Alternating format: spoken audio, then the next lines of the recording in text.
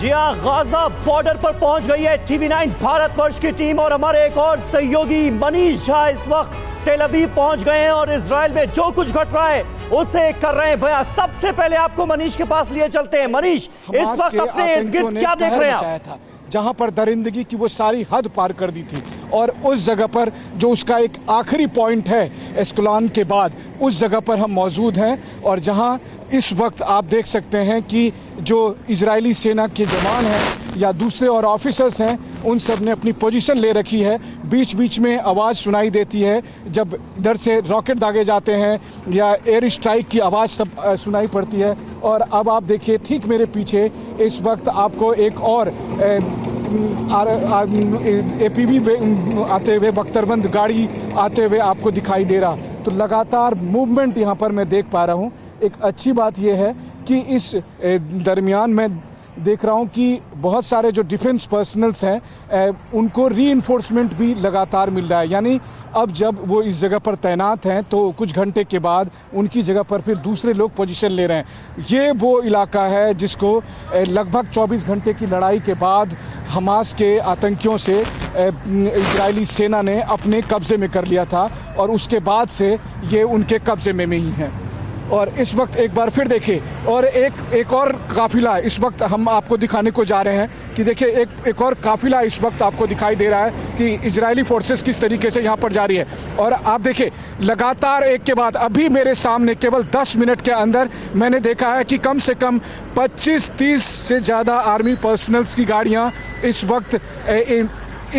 केवल इस चौराहे पर मैंने आते जाते देखा। तो किस तरह का ट्रूप्स मूवमेंट है, किस तरीके की तैनाती है और किस तरह से उन्होंने अपने पोजीशन को सिक्योर किया।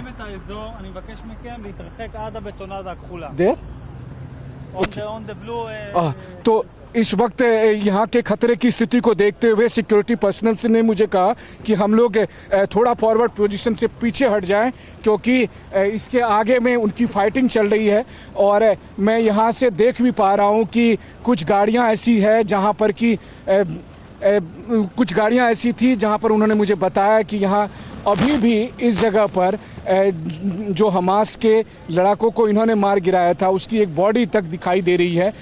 ऐसा उन्होंने मुझे कहा। तो आप समझ सकते हैं कि ये वो सेंसिटिव प्लेस है, ये वो जगह है जहां से टीवी9 की टीम मौजूद होकर आपको पल पल के बारे में बता रही है, आपको दिखा रही है कि देखिए किस तरीके से इजरायली सेना इस वक्त हमास के लड़कों और देखिए अभी जब मैं आपसे बात कर रहा हूं तो फिर धमाके की आवाज़ आ रही है। तो लगातार बीच बीच में धमाके की आवाज़ आ रही है,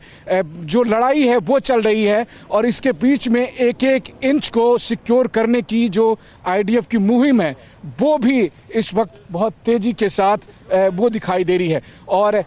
जब मैं यहाँ पर आपको एक एक पल पल की खबरें दिखाने की कोशिश कर रहा हूँ तो उनका कहना यह है कि कम से कम मैं उनकी पोजीशन से 10-20 मीटर दूरी पर रहूँ क्योंकि उन्हें इस बात का अंदेशा है कि कहीं कब जो बैकफायर उधर से हो तो वैसी स्थिति में हम लोग उसके चपेट में ना आए, उसके जद में ना आए। तो टीवी9 की टीम आपको इस जगह पर जहां से हो रही है लड़ाई, जहां से इजरायली सेना अपनी ताकत दिखा रही है, जहां से इजरायली सेना अपने आन बान शान के लिए लड़ रही है, उस जगह से आपको टीवी9 की टीम यहाँ पर मौजूद होकर वो कवरेज दिखा रही है जिससे आप देख पाएंगे कि इजराइल के अस्तित्व की सबसे बड़ी लड़ाई किस तरह लड़ी जा रही है। ये अब आप टीवी9 के कैमरे पर देख सकते हैं। मैं आपको बताऊं कि